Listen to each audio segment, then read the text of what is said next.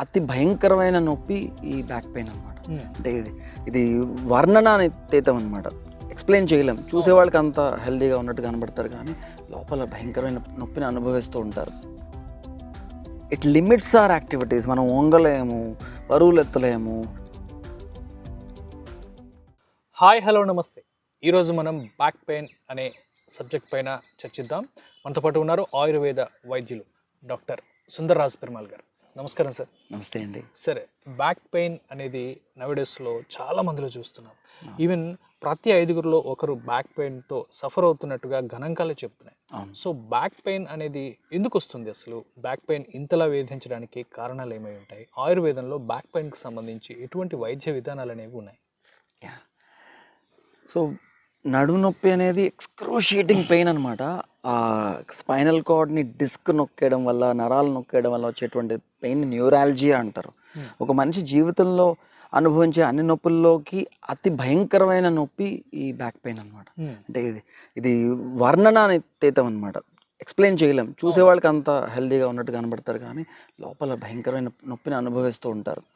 And it limits our activities. మనం వంగలేము, బరువులెత్తలేము, bike మీద వెళ్ళలేము, ఈవెన్ కార్లో కూడా కంఫర్టబుల్గా కూర్చొని వెళ్ళలేము, ఏ పని చేయలేము, కంటిన్యూస్గా సిస్టమ్ ముందు పని చేయలేము, నించుని ఏదైనా వంట చేసుకోవడం ఇలాంటివి ఏం చేయలేము. ఇలా ఏ పని కూడా సరిగ్గా చేయలేని పరిస్థితి ఉంటుందన్నమాట ఈ నడు నొప్పిలో. మరి ఇట్లాంటి కండిషన్ ఎందువల్ల వస్తుందని మీరు అడిగారు. ఎందువల్ల వస్తుంది అంటే కార్టిలేజ్ అండ్ బోన్ డీజనరేషన్ వలన. ఈ వెన్నెముకలో ఏదైతే బోన్కి మధ్యలో అంటే మొత్తం ఆల్మోస్ట్ 33 ఎముకలు ఉంటాయి కదా, వాటిని మనం వెన్నుపూసలు అంటాం.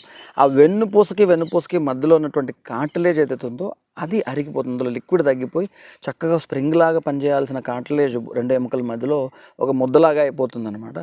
ప్రెషర్ పడినప్పుడు ఆ ముద్ద ఇంకొంచెం ప్రెషర్ పడి పక్కకు జరిగిపోతుంది. ఇంకా స్ప్రింగ్ యాక్షన్ ఏమి ఉండదు, పక్కకి జరుగుతుంది. అంటే 2 బ్రెడ్ పీసెస్ మధ్యలో ఇంత జామ్ పెట్టి నొక్కితే జామ్ బయటకు వచ్చేస్తుంది. అలా 2 ఎముకలు ఆ డిస్క్ నొక్కినప్పుడు ఆ డిస్క్ పక్కకి జరిగిపోతుంది. పక్కకి జరిగిపోయి వెన్నుపాముని నొక్కేస్తుంది అనమాట. అలాగే వెన్నుపాములోంచి కాళ్ళలోకి వచ్చిన నరాలు కానీ, చేతుల్లోకి వచ్చిన నరాలు కానీ, తలలోకి వెళ్ళే నరాలు కానీ నొక్కితే అది ఎక్కడెక్కడికి వెళ్తుందో అక్కడెక్కడంతా నొప్పి వస్తుంది. ఓకే. బట్ మూల కారణం ఏంటి అంటే అరిగిపోవడం, కార్టిలేజ్లో డీజనరేషన్ జరగడం. ఇది మూల కారణం. ఎందుకు అరిగిపోతుంది? అరిగిపోకుండా కాపాడుకోవడానికి కావాల్సినటువంటి పోషక పదార్థాలు అందట్లేదు. ఎందుకు అందట్లేదు? మేము మంచి ఆహారమే తీసుకుంటున్నాం కదా అడగచ్చు. ఎంత మంచి ఆహారం తీసుకున్నా ఆహారంలో ఉండే పోషక పదార్థాలు శరీరంలో అన్ని భాగాలకి అందాలంటే కొన్ని కెమికల్ రియాక్షన్స్ జరగాలి.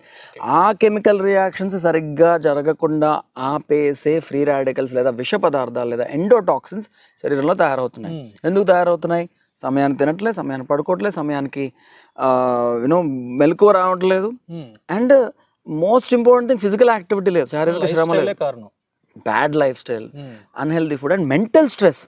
విపరీతమైన మెంటల్ స్ట్రెస్ అనమాట. టెన్షన్, భయము, ఆందోళన, ఇరిటేషన్, కోపము, వీటన్నిటి వల్ల శరీరంలో విష పదార్థాలు తయారైపోతున్నాయి. అండ్ ఈ మధ్య కాలంలో మనం చాలా పాపులర్గా వింటున్నాం గట్ బ్యాక్టీరియా సరిగ్గా లేకపోవడం వల్ల అబ్జార్ప్షన్ సరిగ్గా జరగట్లేదు, డైజెషన్ సరిగ్గా జరగట్లేదు, అబ్జార్ప్షన్ సరిగ్గా జరగట్లేదు, అలాగే ఆ ఫుడ్ డిస్ట్రిబ్యూషన్ సరిగ్గా జరగట్లేదు, కొన్ని పార్ట్స్గా అందట్లే. ముఖ్యంగా స్కెలిటల్ సిస్టమ్కి అందకపోతే అరిగిపోతుంది. సో ఇలాంటి కండిషన్లో ఆ టాక్సిన్స్ని, ఫ్రీ రాడికల్స్ని శరీరంలోంచి బయటకు పంపించడానికి పంచకర్మ చికిత్సలు చేస్తాం. వమన కర్మ, విరేచన కర్మ ద్వారా బాడీలో టాక్సిన్స్ బయటకు పంపించి వస్తి కర్మ, నస్య కర్మ ద్వారా మళ్ళీ కార్టిలేజ్ లోపల గుజ్జు తయారయ్యేలాగా, లిక్విడ్ తయారయ్యేలాగా చేస్తాం. అండ్ వహని కర్మ అనేటువంటి అద్భుతమైన థెరపీ ద్వారా పక్కకు జరిగిన డిస్క్లు వాటి ప్లేస్లోకి వెళ్ళాక మళ్ళీ జరగకుండా ఫిక్స్ చేస్తాం. ఇలా 3 స్టేజెస్లో పంచకర్మ చికిత్సలు చేయడం ద్వారా పూర్తిగా తగ్గించే అవకాశం ఉన్నది. అయితే ఇది చేయడానికి చాలా టైం పడుతుంది. అండ్ ఇనీషియల్ స్టేజెస్లో ఉన్న వాళ్ళకి ఇదంతా అవసరం లేదు.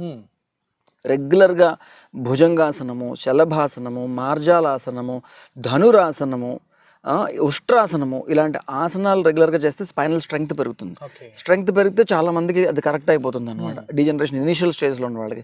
దాంతోపాటు మంచి ఆహారం తీసుకోవడం, పాలు ఎక్కువ తీసుకోవడం, నువ్వులు ఎక్కువ తీసుకోవడం, కరివేపాకు, మునగాకు ఎక్కువ తీసుకోవడము, అండ్ రాగి జావ ఎక్కువ తీసుకోవడము, అన్ని రకాల పళ్ళు, అన్ని రకాల కూరగాయలు తీసుకోవడము, వెన్న, నెయ్యి ఎక్కువ తీసుకోవడము, వీటన్నిటి వల్ల కూడా ఎముకలకి బలాన్ని సంపాదించవచ్చు అనమాట, ఏ ట్రీట్మెంట్స్ అవసరం లేకుండా.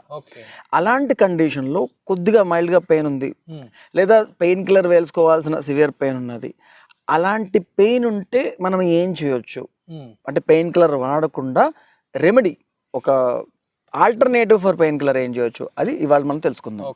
సో నా చేతిలో మీరు చూస్తుంది పారిజాతం ఆకు. సో ఇంతకు ముందు కూడా మనం పారిజాతం ఆకు యొక్క గుణాల గురించి తెలుసుకున్నాము. బ్యాక్ పెయిన్లో అద్భుతంగా పనిచేస్తుంది. కోర్స్ బ్యాక్ పెయినే కాదు, ఫీవర్స్లో పనిచేస్తుంది. అండ్ దీని పువ్వులు హెయిర్కి చాలా మంచివి. ఇలా చాలా రకాల మెడిసినల్ ప్రాపర్టీస్ ఉన్నాయి పారిజాతం ఆకుకి. బట్ అద్భుతంగా పనిచేసేది బ్యాక్ పెయిన్లో ఆకు అనమాట. ఈ ఆకు చాలా చూడండి రఫ్గా ఉంటుంది అనమాట, శాండ్ పేపర్ లాగా రఫ్గా ఉంటుంది. సో ఈ ఆకుల్ని మనము ఇప్పుడు చెప్పేటువంటి డికాక్షన్లో వాడతాం అనమాట. సో ఇది ఒక మెయిన్ ఇంగ్రీడియంట్స్. ఇది కాకుండా ఇంకొక 2 ఇంగ్రీడియంట్స్, ఇవన్నీ కూడా కామన్గా దొరికేవే. పారిజాతం పూలు అందరికీ తెలిసిందే కదా, పారిజాతం ఆకు కూడా ఎక్కడ పడితే అక్కడ దొరుకుతుంది మనకు. ఇది ఒక ఇంగ్రీడియంట్. రెండవది మనం ఎప్పుడు మాట్లాడుకుంటాం దీని గురించి, వావిలాకు. సో వావిలాకు కూడా ఇలా ఇలా దగ్గర పెట్టుకోగానే ఎంత మంచి వాసన వస్తుందని చూసారా. సో ఇది వండర్ఫుల్ హర్బ్ అనమాట. ఎంతో అద్భుతమైనటువంటి రిజల్ట్స్ వస్తాయి దీనివల్ల. కేవలం నొప్పులకే కాదు, స్కిన్కి మంచిది, అండ్ వాతం తగ్గిస్తుంది, అండ్ జ్వరాలు తగ్గిస్తుంది, అండ్ బ్లడ్ ప్యూరిఫై చేస్తుంది. రకరకాల ఉపయోగాలు ఉన్నాయి. బట్ ఈ రోజున మనకి దీని ఉపయోగం ఏంటి అంటే బ్యాక్ పెయిన్ తగ్గిస్తుంది. అలాగే దువ్వెన చెట్టు వేళ్ళు గురించి ఇంతకుముందు మనం మాట్లాడుకున్నాం. అతి బల అంటారు దీన్ని. దీని వేళ్ళు నరాలకి మంచి బలాన్ని ఇస్తాయని మనం ఇంతకుముందు చెప్పుకున్నాము. ఈ రోజున మనం జస్ట్ దువ్వెన చెట్టు కాండము ఆకులను కూడా వాడతాం. అంటే వేళ్లలో ఎంత బలం ఉందో అంత బలం దీనిలో ఉండదు, కానీ చాలా మంచి బలము ఈ ఆకుల్లో కాండంలో కూడా ఉంటుందన్నమాట. ఈ 3 కాంబినేషన్ అన్నీ కూడా లీవ్ అండ్ స్టెమ్ అనమాట. అంటే కేవలం ఆకే కాదు, ఈ పువ్వు కాండం అన్నీ తీసుకుంటాం అనమాట. సో వీటన్నిటిని, ఈ 3 ఈ దువ్వెన చెట్టుని, పారిజాతంని, అలాగే వావిలాకు, ఈ 3 కూడా మనము తీసుకుని ఫ్రెష్గా దొరికిందనుకోండి, మనకు ఓపిక ఉంటే కొద్దిగా నీరు కలిపి కొంచెం కసాపిసా కొట్టేసి మిక్సీలో వేసి జ్యూస్ చేయొచ్చు. జ్యూస్ చేసి అందులో కొంచెం మిరియాల పొడి వేసుకుని తాగేయచ్చు ఇంటేక్ లోపలికి. ఓకే, లేదు రోజు ఫ్రెష్ దొరకట్లేదని కొంచెం ఎండిపోతున్నాయి, ఎండబెట్టేసేయండి. ఎండబెట్టేసి కషాయం చేయాలి. ఓకేనా, ఎండబెట్టేసి పౌడర్ కొట్టేసారు అనుకోండి 3 విత్ స్టెమ్ అండ్ లీఫ్. ఆ పౌడర్ ఒక 2 చెంచాలు తీసుకోండి, 2 చెంచాల పొడి. రఫ్ పౌడరే తీసుకోవచ్చు, మెత్తటి పౌడర్ ఏం చేయక్కర్లే. 2 చెంచాల పౌడర్లో 1 గ్లాసు నీళ్ళు పోసి పావు గ్లాస్ అయ్యేదాకా మరిగించి వడగట్టి తాకేయడమే. ఓకే, మీకు మంచి గేదె పాలు కానీ ఆవు పాలు కానీ దొరికే పని అయితే దానిలో ఈ కషాయంలో ఈ పాలు వేసి మరిగించి తాగొచ్చు అనమాట. ఓకే, సరే ఈ పౌడర్ మనకి ఆయుర్వేద షాప్లో అవైలబిలిటీ ఉంటుందా? ఆయుర్వేద షాప్లో అవైలబిలిటీ ఉంటుంది. ఆయుర్వేద షాప్కి వెళ్ళాక ఇంకా చాలా పౌడర్స్ తీసుకోవచ్చు. బట్ నేను చెప్పేది ఫ్రెష్గా మన చుట్టుపక్కల దొరికి 3 దొరకపోతే ఏదో ఒకటి దొరికినా మనం సేకరించేవైతే ఇంకా మంచిది. మనం సేకరించి మనం ఎండబెట్టుకుని మనం పౌడర్ చేసుకుంటే బాగుంటుంది. లేదా మనం పచ్చిగా తీసుకుని జ్యూస్ చేసుకుని తాగితే బాగుంటుంది. జ్యూస్ చేస్తే మాత్రం it should be not more than 40 ml జ్యూస్లో కొంచెం ఒక చిటికెడు మిరియాల పొడి కలుపుకొని తాగేయాలన్నమాట. కషాయం చేసుకుంటే 2 పూటలు తాగొచ్చు. ఉదయం ఒక 50 ml, సాయంత్రం ఒక 50 ml. ఉదయం 2 చెంచాల పొడికి 1 గ్లాస్ నీళ్ళు పోసి పావు గ్లాస్ చేసి తాగేస్తాము. మళ్ళీ సాయంత్రం 2 చెంచాల పొడికి 1 గ్లాస్ నీళ్ళు పోసి చక్కగా మరిగించి తాగేస్తాం. ఇది ఇలా సగం ఎండి సగం పచ్చిగా ఉన్నది. ఓకే, అలాగే కసాపిసా కొట్టేసి ఈ మాత్రం ముద్ద తీసుకుని అందులో ఒక 2 గ్లాసులు నీళ్లు పోసేసి 1/2 గ్లాస్ అయ్యేదాకా మరిగించి దాన్ని తాగేస్తాం, ఫిల్టర్ చేసుకుని తాగేస్తాం. సో ఇది సివియర్ పెయిన్ తగ్గిస్తుందండి. రెగ్యులర్గా మినిమం ఒక 15 రోజులు వాడితే మంచిగా పెయిన్ తగ్గుతుంది.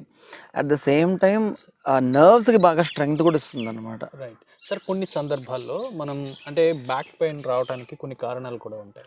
అమాంతం వెయిట్స్ ఒక్కసారి లిఫ్ట్ చేసిన టైంలో కానీ, మన పోస్చర్ సరిగ్గా లేని టైంలో కానీ మనం బ్యాక్ పెయిన్ అంటే పట్టేస్తూ ఉండడం, నడుము పట్టేయటం, దానివల్ల సివియర్ పెయిన్ అనేది వస్తుంది. కొన్ని రోజుల పాటు అది కంటిన్యూ అవుతుంది.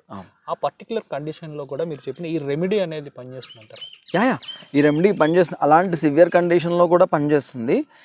అది స్పైన్కి సంబంధించింది కాకపోవచ్చు. అలా గబుక్కని ఎత్తడం వల్ల ఈ మజిల్ పట్టేయచ్చు అనమాట. మజిల్ పట్టేయడం వల్ల అక్కడ స్టిఫ్గా అయిపోయి కదలలేని స్థితి, విపరీతమైన నొప్పి వస్తుంది అనమాట. అప్పుడు ఇవే ఆకుల్ని నువ్వుల నూనెలో వేయించి ఒక మూట కట్టి పెనం మీద నువ్వుల నూనె ఉంటుండగా ఆ వేడివేడిగా అక్కడ ఆ పట్టేసిన చోట కాపడం పెట్టారనుకోండి, అక్కడ ఆ కాపడం వల్ల ఆ మజిల్ స్పాజం అనేది పోయి ఫ్రీ అవుతుంది, కంట్రాక్షన్ పోతుంది అనమాట.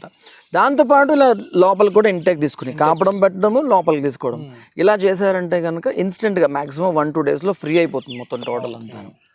అది రైట్ సార్. అంటే బ్యాక్ పెయిన్కి సంబంధించి ఒక అద్భుతమైన రెమెడీ, అది న్యాచురల్ థెరపీలా, ఇది ఒక పాటిలీలా చేసుకొని కషాయంలాగా తీసుకోవచ్చు, ఎక్స్టర్నల్గా ఇంటర్నల్గా కూడా రెండు వాడొచ్చు. విధంగా పనిచేస్తుంది.